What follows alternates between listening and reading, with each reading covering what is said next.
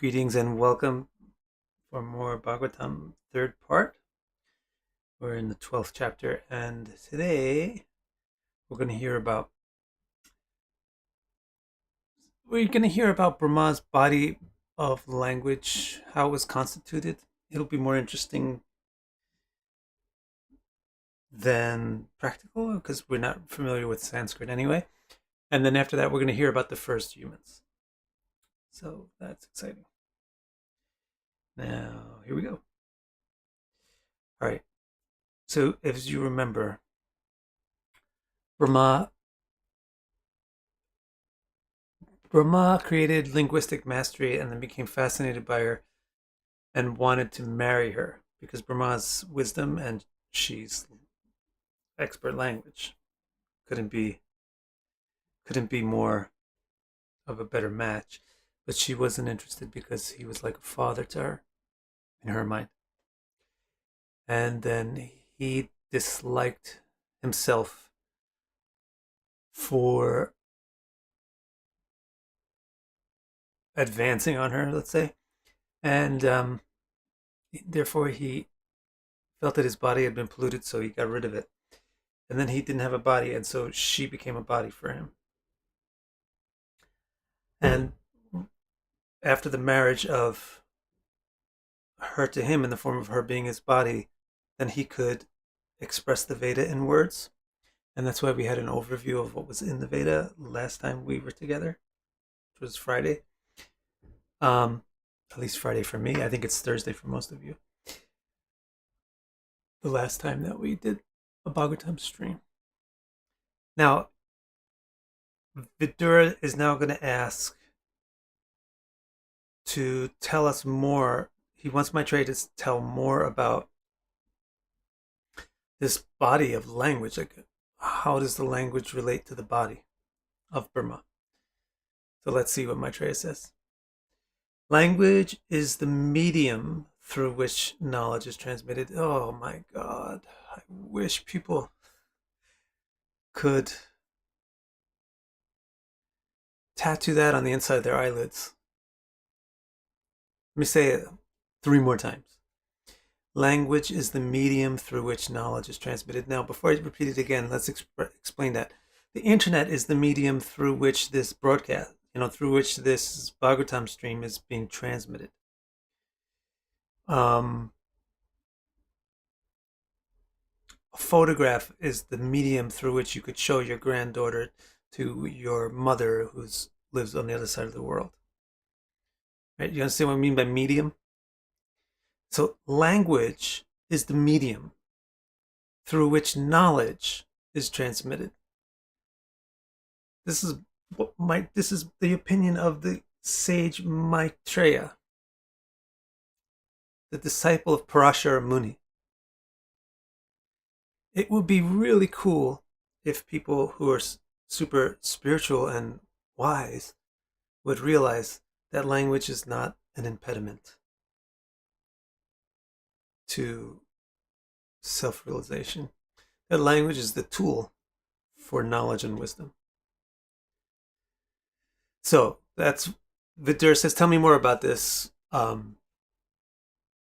body that Brahma has. Now just think of the concept. Brahma means wisdom, and his body is vak, or language. Just think of that concept. Just like you have a body, right? Think about the relationship between you and your body. Well, the relationship between you and your body is the same as the relationship between wisdom and words. So language is the medium through which knowledge is transmitted. It arose, what's it? Language. Language arose as a result of Brahma's endeavor to contemplate and transmit knowledge. So it's not just the medium through which knowledge is transmitted, it's also through the medium through which knowledge is digested. The words are the symbolic form of ideas. The ideas come in and they translate into words, or you get a feeling, an image, something, you see something, you experience something, you translate it into words in your brain. That's why if you learn other languages, you can think differently. So language arose just by Brahma contemplating who he was, what he was, etc. This is very interesting to me because as a kid, I used to wonder, I wonder where language came from. Like, who invented language? So according to this, language is just a natural function of the brain. It's a natural function of the mind. It arises naturally by contemplating things. And then, of course, it's going to take specific shapes and etc. over time. But the essence of what language is it's the way that the intellect processes ideas. Language is the medium through which knowledge is transmitted. It arose as a result of Brahma's endeavor to contemplate and transmit knowledge, the Veda. Language is the supreme being in the form of sound.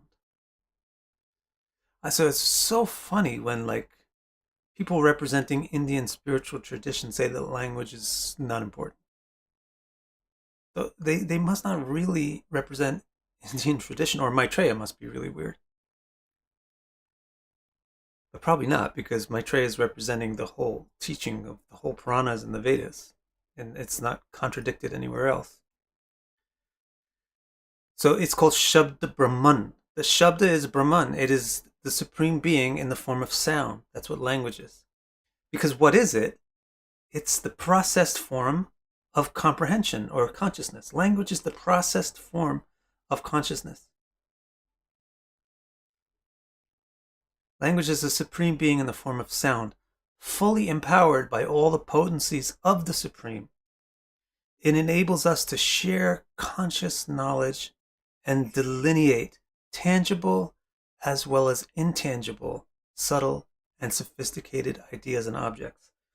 So different degrees of mastery of language can let you cognize and express and share your cognition of simple things and not so simple things and very sophisticated things, depending on how fluent you are with knowledge. I notice this a lot with the young kids. As adults, we get really impatient with them because they take a long time to say something, or we think they're hiding something, but they don't know the right word. It's a problem that they haven't really figured out the right word for something, and that's why they can't really tell the truth, or just say it because they don't know the right words yet. So depending on how depending on how good you are with knowledge, you can more easily express more and more sophisticated details. Barta says, isn't it also true that with the invention of knowledge, the chance of misinterpretation of experience spins out of control? No, it's with the improper use of language that misinterpretation arises. And knowledge isn't invented. That's what we just talked about. Nobody invented knowledge. Knowledge is the way that the mind functions. Language is the way that the mind functions.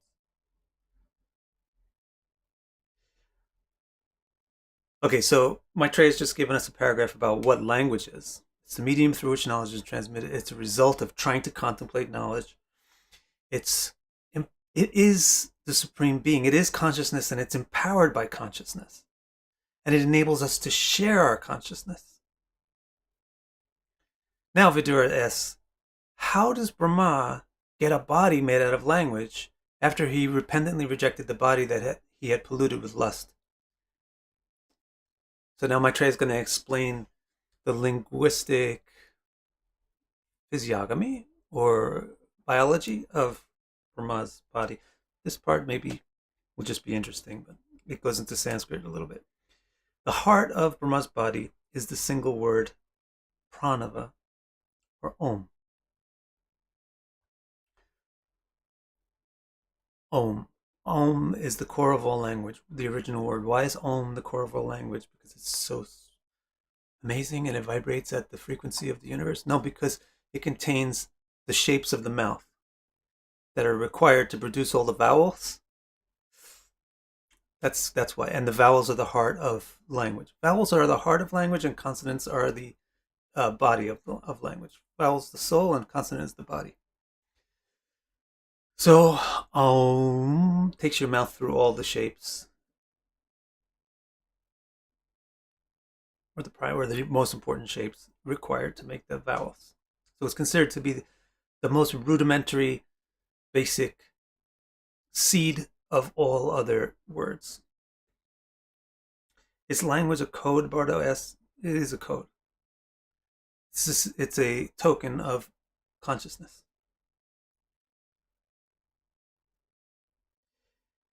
The heart of the body is pranava, om, the core of all language, the original word. The body itself, Brahma made from poetry, the most refined and beautiful form of language. So he made his body beautiful. He used the most beautiful type of language, which is poetry. Now, there's many different kinds of poetries.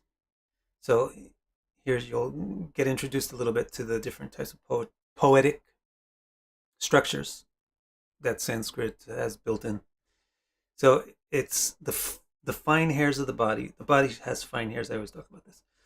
The fine hairs of the body are the delicate 28-syllable poems called Ushnik. Its smooth complexion is the praiseworthy 24-syllable poetry, Gayatri. Its musculature is the strong 44-syllable poetry, Trishtup. Its circulatory system is the flowing 32-syllable poetry, Anushtup. Its bones are the sturdy 48-syllable poetry, Jagati. And its bone marrow is the viscous 40-syllable poetry, Panki. And its breath is the expansive 36-syllable poetry, Brihati. Vowels are the life force of the body. Semi-vowels are its strength. And sibilants are its senses, and consonants define its form. So these are this might be relevant. Let me just see what you guys are typing in.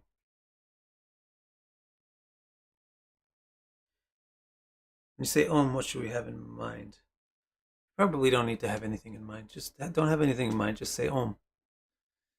It's just the seed of everything. It's conscious. It's God. Om is God itself, but in a very undefined, basic seed form. Just like Om is an undefined, basic form of all language. It's the basic seed of all language. Therefore, it's the basic token for consciousness. Therefore, it's the basic representation of the Supreme Being. All right, so let me tell you about this part. Language, all language has these. All language is made by humans. We're talking about human language. So it's all very similar, whether it's Swahili or French. It all has the same basic sounds because your mouth can produce basic sounds. It's capable of producing sounds and not producing others. So vowels are the actual sound that is produced by the air going through your vocal cords and coming out of your mouth. Then that sound can be shaped. So the basic vowel is ah. And then that sound can be changed by the shape of the mouth and the way that you hold your tongue and your lips. So the way of holding the tongue and the lips is to make consonants, basically. Consonant means with the sound. The sound is the vowel, but with the sound you can put a shape on it. You can put a shape around the vowel by making a consonant. And then there's things called semi-vowels, which are almost vowels. They're almost just a pure ah sound or o-e, but they have some shape to the tongue with it or shape to the mouth, like yer or r.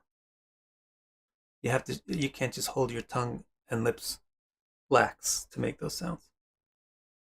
Those are semi-vowels. Then there's sibilants. Those are called sibilants. And then the consonants are like ta, da, pa, ma, ba. Those are consonants. Actually, those are consonants mixed with a vowel because you can't even make a consonant without a vowel. So now that you know what those guys are, the vowel is the life force of Brahma because it's the life force of language.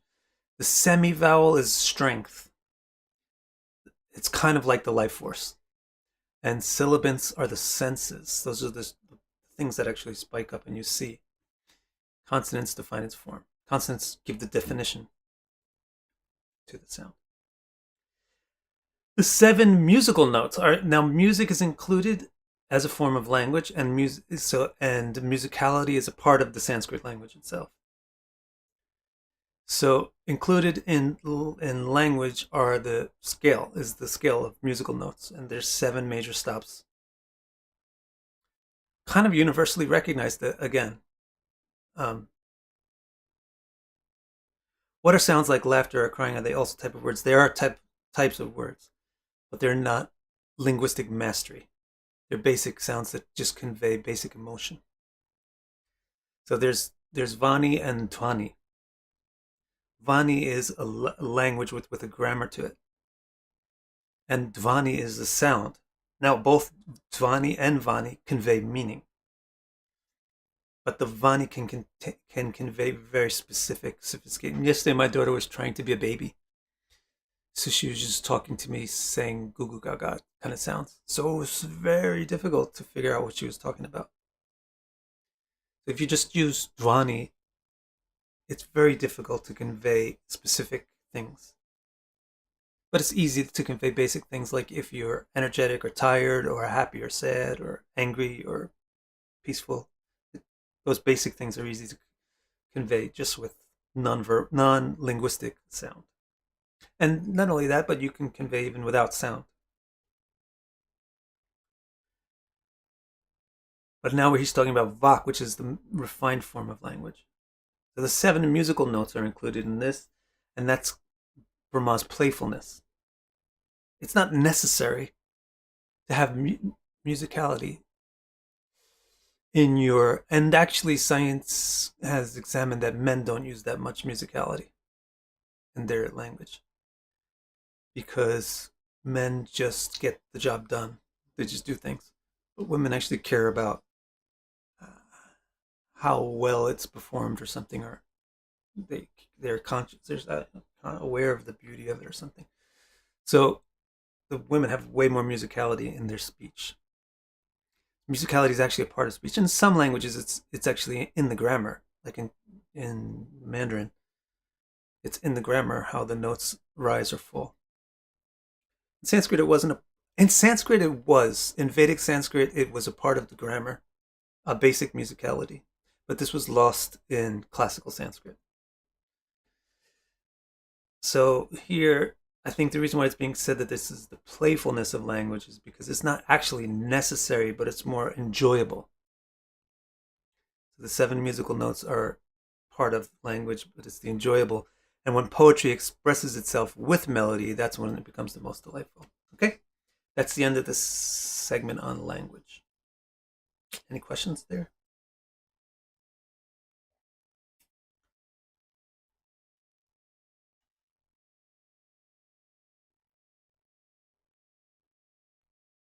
Very interesting, right? Men make beautiful music. Anybody can make beautiful music, but Venus makes the beautiful music.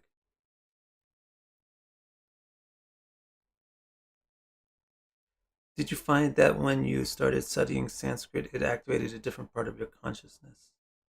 Yeah, not just Sanskrit. I mean, if you learn Italian, it'll activate a different part of your consciousness. Because you think your consciousness operates through language. If you learn, what is it, Perl, PHP, like computer languages, it'll activate different parts of your consciousness. That's what Sanskrit does is because Sanskrit is refined. Actually, after learning the basics of Sanskrit, I could easily teach English to Japanese people, and I could easily figure out Japanese grammar because once you learn Sanskrit, you've got the basic template that all languages use. So similarly, if you learn Sanskrit, your thinking power kind of skyrockets.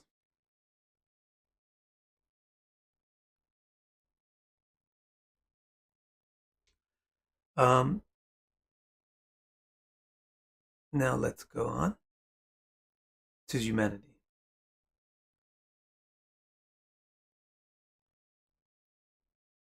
It's interesting. Woman has a high tone to reach the sky. Man has a loud tone to arrive on the earth. Men just don't use melody much, though. That's what I'm saying. Ecolino. Men don't use melody, whereas women have melodic intonation constantly. Like, you know what I'm talking about? Like, oh my God, like the other day, men don't talk like that. Always going up and down. Men talk like this. All right, humanity. So now let's get back to the creation of stuff. That's what Brahma's trying to do, right? So in his new body, Brahma turned his attention back towards populating the universe with life forms that he had engineered. He already had engineered the life forms, and now he wants to bring them into being. He's not having much success yet, but he's creating the background, the things, the people and things and beings that he needs to help him fulfill his vision. But now he wants to get down to business. He had already created 10 powerful sages for procreation, but they failed to generate offspring. He created Prajapatis specifically for generating offspring, but they couldn't. Amazing, he thought. What is it? Amazing, he thought. Despite all my effort, I still cannot populate the world. This is very, very inspirational and instructive to any creative person. It's not going to be easy to create big, great things. And you have to keep going and figure out your way around your failures. So amazing, he thought. Despite all my effort, I still cannot populate the world. So he tried to come up with a new, more effective strategy. Carefully considering the cause of his misfortune, he made an excellent effort. He got an excellent idea, and he made this excellent plan. He divided his own form into 2 independent parts, male and female. So apparently he's also, like Shiva, androgynous. So because he could produce from his own form. I think maybe everybody is actually, if you go to a genetic code or something, you could produce male and female from any one DNA. Maybe not. Anyway, he was able to turn his body into 2 other beings, one that was only male and one that was only female. And he hoped that through them, see, and he himself can't do that, right? He can't turn himself into a male and then procreate because the women in the universe are not attracted to him in that way because he's the fatherly figure. So he made another copy of himself, one male and one female, and said, you guys go ahead and go for it. Through them, he hoped to successfully copulate and reproduce. The male was the king, who of course, later on he becomes the king, and he's known as Brahmas Man. That's the literal meaning of his name, Brahmas Man. So in other words, this is Brahma becoming a man. Here is what I'm calling, these are the first human beings. And I'm probably the more enlightened among you will think that it's silly, but the Vedas think that human beings are uniquely special life form. And there are superhuman beings, and the animals are not unspecial, but the human beings are special in several important ways about how they're at this balance point where they can generate new karma by making new decisions, and they have tons of passion. So they're super important species, and Brahma's very interested in getting those guys manifested. So this is the first one. The beings that he created from himself are the archetypes of us, of our species. And so he called them Manu, from which we have the word man. So this first being that he made for himself is called Swayambhu. Swayambhu is the name for Brahma. Swayam means self, and Ambu means womb. So it means born from yourself. It means like you don't have parents. So because Brahma doesn't have parents, he's called Swayambhu. And Swayambhuva means the guy who's from Brahma. Swayambhuva, Manu means Brahma's Manu, Brahma's man. And the female was the queen of that great soul, known as Shatarupa. Shatarupa means she who has 100 beautiful forms. So that was the key. The Shatarupa thing is the key. That she had 100 forms. But let me see. I think I'm going to explain that in the text or no? Let me see. Yes, I'm going to explain it in a footnote. No, I'm not. Yes, I am. Okay, so I'll just read. By legitimate sexual relationship, they succeeded in creating offspring. Bam, this is the first time in the universe. So humans were the first ones that were able to successfully sexually reproduce. The progenitors had to figure it out from observing the humans. They couldn't succeed on their own. And actually, the humans then give wives to the progenitors so that they could get this sexual reproduction done properly. So these first humans are not like there's all kinds of different humans too. There's, by our standards today, they're like gods. Okay, so by legitimate sexual relationship, they succeeded in creating offspring. Shatarupa gave the king 5 children. Now, some of these names you might, those of you especially who have grown up in this culture, you'll recognize some of these names. You probably already recognize Swayambhuva Manu, Shatarupa, maybe, but Priyavrata, Uttanapad, those are the 2 sons that Swayambhuva Manu and Shatarupa had these 2 sons, Priyavrata and Uttanapad. We're going to hear about these guys more. They have their own stories, and they're very interesting. And then 2 daughters, 2 sons, 3 daughters. The three daughters married 3 of the 10 powerful and sagacious progenitors. The eldest daughter, Akuti, married Ruchi. Now there's importance in the names, Akuti and Ruchi. Akuti is like passion, and Ruchi is delight. Those guys got married because they're similar in their nature. The middle, Devahuti, married Kardama.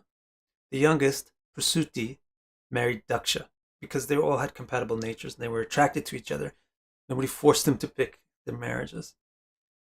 These marriages were not marred by direct genetic relationship, so the world began to fill with population through them. So this was the key. I have a little footnote here. The 10 progenitors were the sons of Brahma's previous body. The 3 women were daughters of Brahma's second body, expanded into new forms, the name of one of whom, Shatarupa, implied that she could assume hundreds of forms, thus generating hundreds of gene pools. So he made this ingenious, I think he figured out that the reason why we're not getting sexual reproduction to work is because the genetic pool is too small.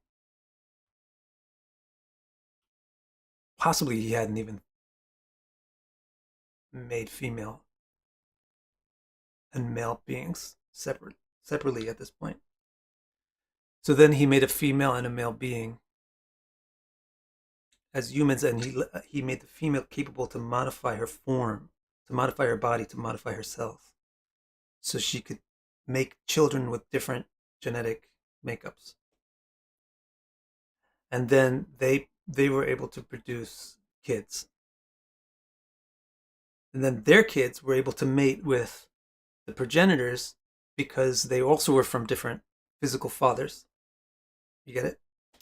So this is the way that he got around that hurdle of how do you start reproductive population from a base of 1 being.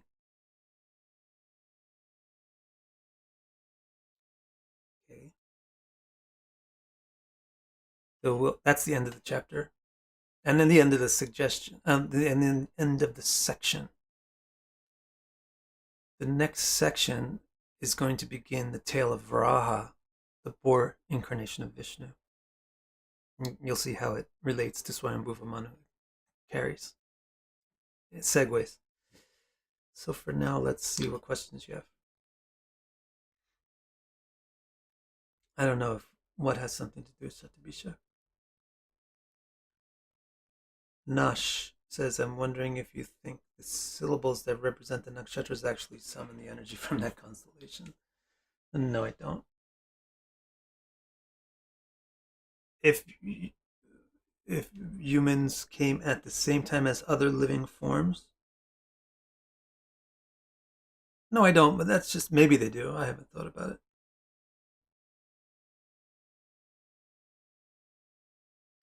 Bardo, if humans came at the same time as the other living forms, animals, then it contradicts the evolutionary theory. Aren't we evolved primates? Didn't I already explain this to Bardo? I explained this like at least 3 times.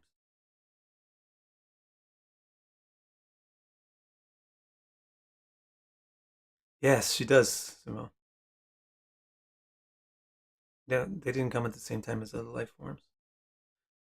Explain that Brahma actually designed the creatures and then had them come into being in a sequence, going from simplest up to the most evolved. We discussed that so many times, maybe you missed it.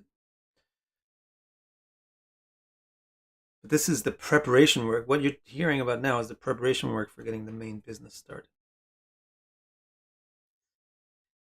Any other questions? According to science, humans are genetically 50% like a banana. Why would we be 90% chimp if we have thumbs and no tails? I don't know. I wish you guys could ask good questions. Sorry. When you practice mantras, is there a specific singing to it as well as pronunciation that is specific to that mantra? If you, it depends. It depends what type of practice of mantra you're doing.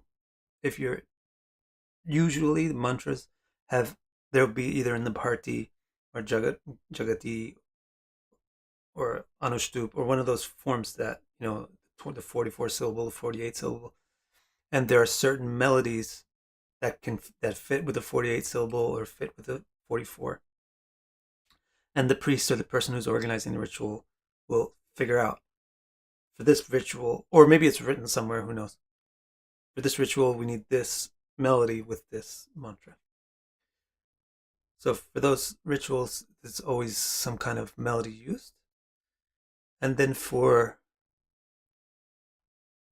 using mantras in meditation, the mantras are not spoken. The mantras are contemplated in the mind. So the meaning of the word is contemplated.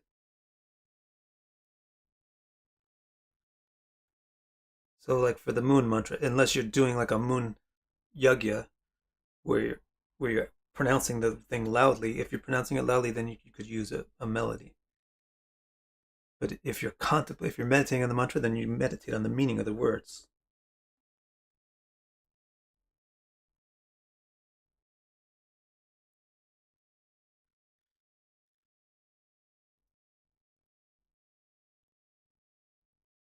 All right, dudes. All right. I'll see you again tomorrow. Take good care of yourself. Thank you for joining me.